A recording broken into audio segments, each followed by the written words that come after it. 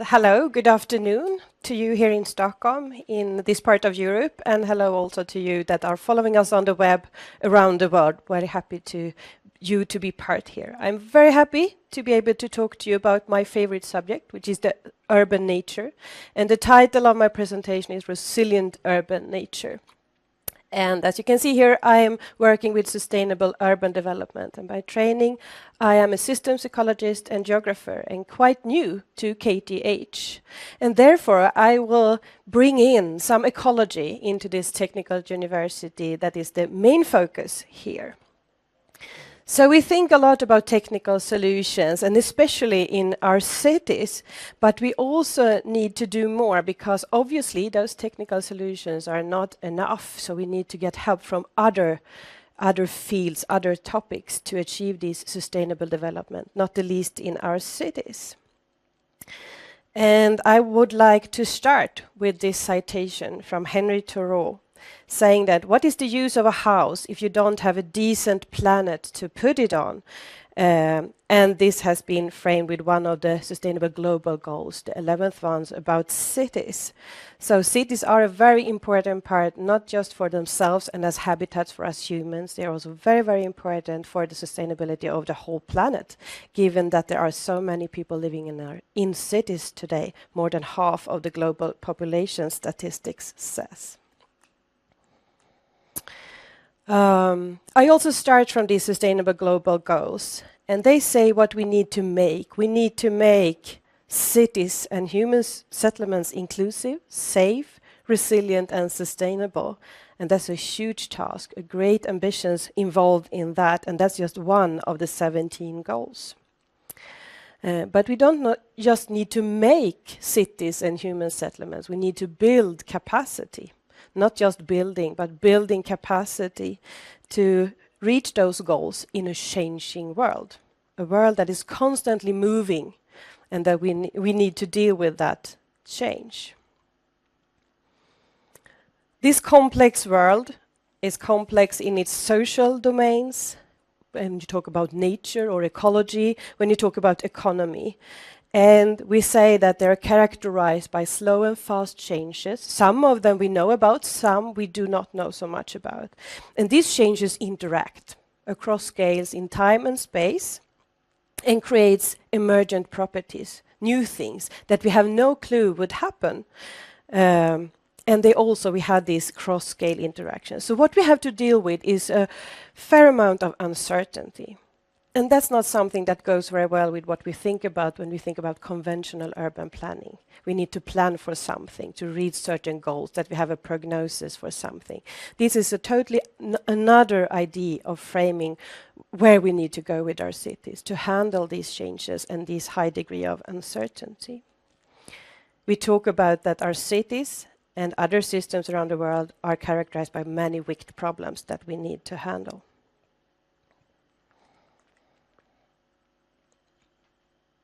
So from developing cities towards a specific goal, we now need to build this capacity. And what is this then? What is it that we need to change?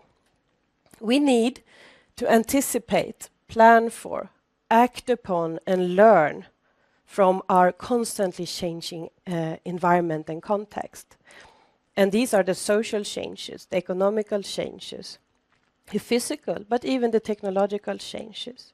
These are just two pictures from my context, where I live, very close to where I live and work, where we have flooding events in very well-developed and planned cities that totally disrupt the whole system, the social system, the economical system, infrastructure system, and even the ecological system.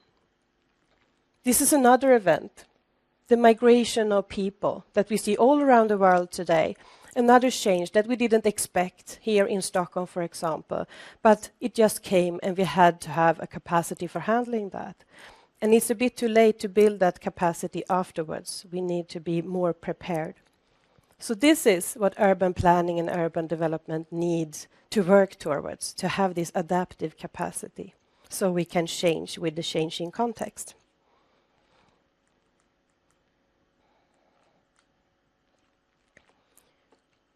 And cities are, of course, very complex. I think it's therefore we love them. And what characterizes them compared to other systems, like the agricultural system, the forest system, is that they're driven by human activities. And they are complex in their economy, in their technological setup, in their ecology, of course.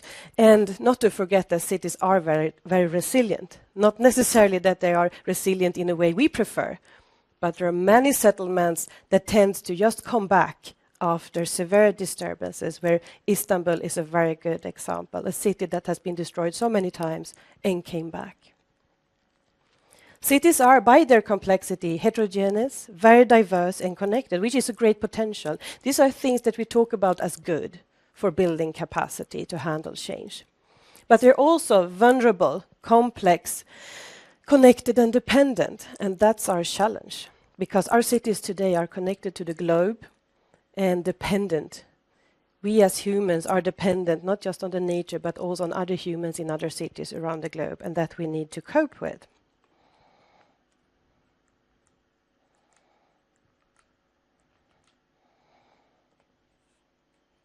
So even if I now want to talk about ecosystems and ecological processes, we need to keep in mind that whatever urban ecology we're talking about is the city, and the city is driven by the humans. So we need to have a more of a social ecological approach to our cities, to think about the whole city as a habitat for humans, humans as biological creatures. But we need to frame the city as that system that needs to provide us with many different things. And with our very developed and highly technological society, our cities are like the crown of our distance to nature. It's very easy in a modern urban life to think that you're not depending on nature, that you do not need a functioning ecosystem for your survival. But just think about your recent meal. Maybe it was the breakfast, maybe it was lunch or dinner or a late night snack. For that, there was a huge amount of ecological processes working for you to provide that food. And it was not ecology next door, it was the ecology spread out all over the world to provide you with the fertile soils, with the biomass, with the hydrological cycle, and so on and so forth. So, even if we are very technologically advanced, we need nature. Nature in terms of functioning ecosystems with a diversity of life forms.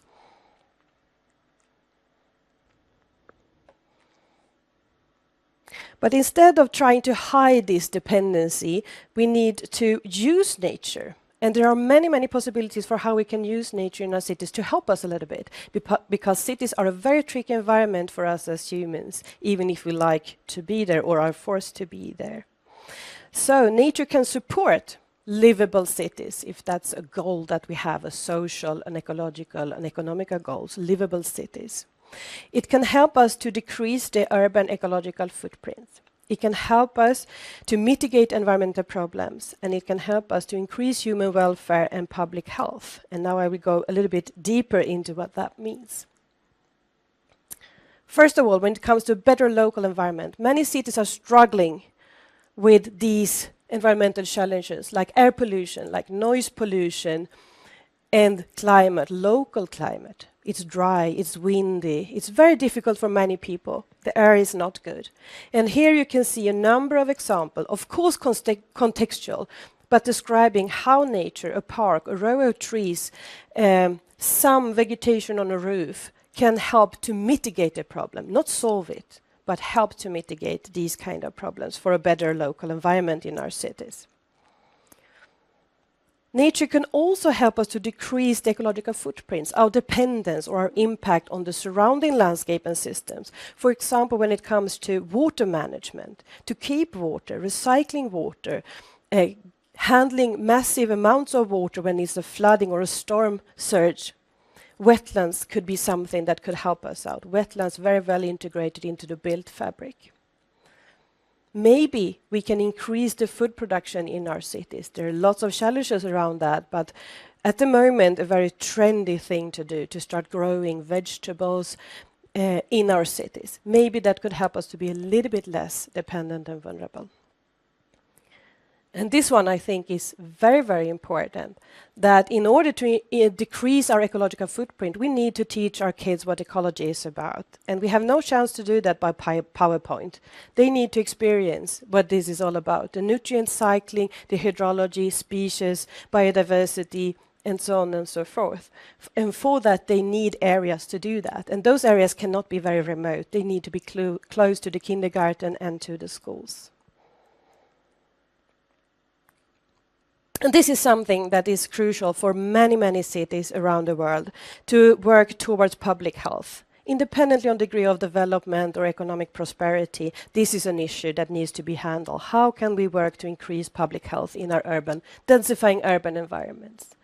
And green areas, green spaces, vegetation can increase the life expectancy due to more physical activities and less stress. It can help the children to have better development abilities and also a high degree of concentration.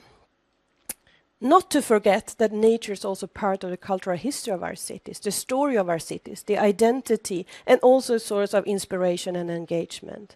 Think of a city without any green at all. This sounds good, very good. So why not just have a lot of nature in our cities? But today we are densifying our cities, and that's a big challenge. How to fit nature with all the other things that we want to have in there very close, because the essence of a city is to be very close, have short distances. But if I put it from an ecological point of view, we need to think about how to support ecology to provide us with all these good things that nature might give us in the urban environment. And we need to think not just what we need, but also what the landscape can provide us with, and not just today, but also tomorrow. So this is an issue where we need to have a lot more of collaboration across scales and both in time and in space. So these are crucial questions if we really want to work with nature in our cities. What kind of biodiversity is needed? What kind of structure and processes do we really need to have in our cities? How can we support them? What species? What distances? What connections? What wetlands? How? How to do that? How can we work with this provision of ecosystem services? Who should do that? Who is responsible for providing air pollution mitigation in a city? Is it the private owner, the real estate owners that should have green space for that, or someone else? And then also, where? Today, when we work with nature in our cities, we tend to focus on biodiversity, sensitive species, protected areas, cultural historical parks, churchyards, and so on. But maybe those sites are not necessarily the sites that provide us with these services. They are not necessarily located where we need these mitigations or these connection with children to nature. They might be located elsewhere. So how can we create a green infrastructure, a green-blue infrastructure in our cities that actually provide us with these services, these ecosystem services, where there are much needed? And this is a question that moves from ecology towards environmental justice. Who should do this, and who should actually have a say when it comes to what kind of nature is needed in our cities? Is it the private owners? Is it the public sector? How can we build coalitions around that?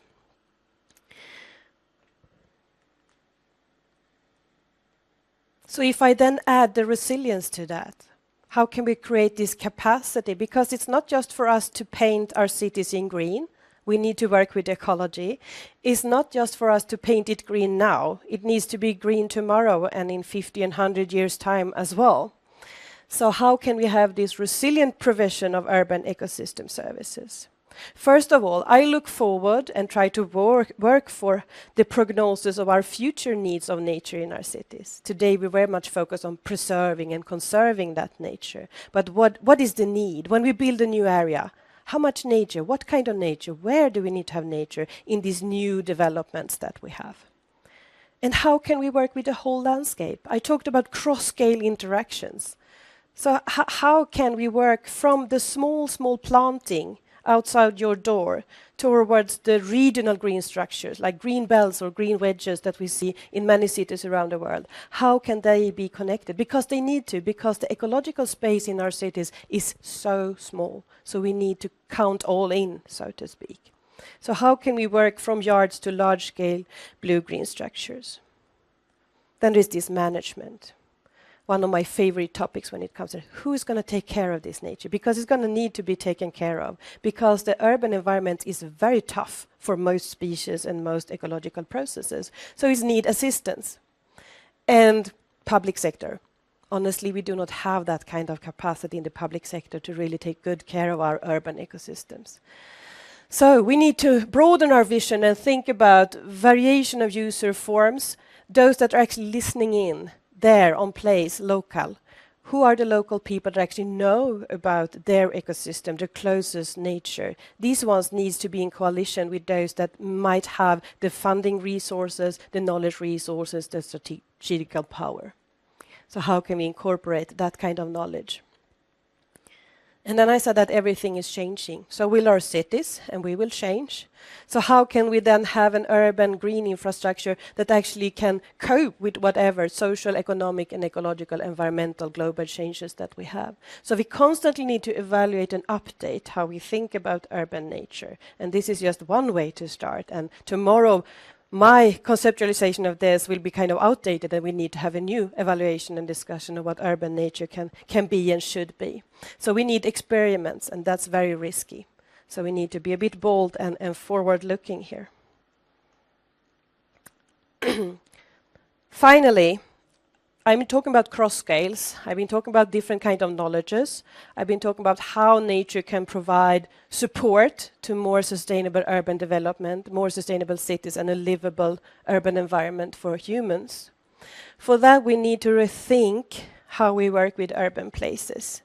We need to be much more careful when we think about knowledge. Here I'm representing scientific knowledge, but we also need to think about local knowledge, children's knowledge, elderly people's experiences and knowledge, laymen's, all these kind of knowledges, and we want them to meet, but that's easy said, but much harder done. How can we make these different knowledges to meet and discuss urban places? What is needed? What do we want? And on the contrary, when we talk about that we need this shift, we need this transformation towards sustainable development, these kind of collaborations, not necessarily just in cities, but also elsewhere, demands time, demands listening and long-term platform. And that's not something that I have seen any funders really want to go into. A fussy collaboration platform that is long-term. How can we create those where we really can have those safe grounds for experimentation, for listening, for trust building? Because that's essential if we're going to build this resilient capacity in our cities, including nature and other assets. Important capacity builders are what I would like to call connectors. Peoples, organizations, structures that can work across the abstracts towards the concrete and back again. That can work with multifunctional communication, which is actually what these three pictures illustrates. So here we have a scientific project working with an artist, where the artist facilitated a workshop with various knowledges in the room to discuss the preconditions and the life of local sustainability initiatives in the Stockholm region. So really making us all meet, me included as a researcher. So the young people, where are they today? How can we get them in contact with the biosphere, with the urban nature again? How can we get them to like this, not being forced to nature, but really connect in their way? And this is just one initiative in Stockholm that work with these kind of connections. What do kids want, and how can nature be part of what they want? And I think many of you recognize this. Planning with maps, thinking about the structure, spatial relationships. This is also set up. But this will never be successful if we do not have this and these kind of setups and more shared ideas of what knowledge we have. So this is more general than just working with urban nature, but I would say this is part of the larger picture of capacity building for more resilient, and by that I mean sustainable cities. Thank you so much for listening.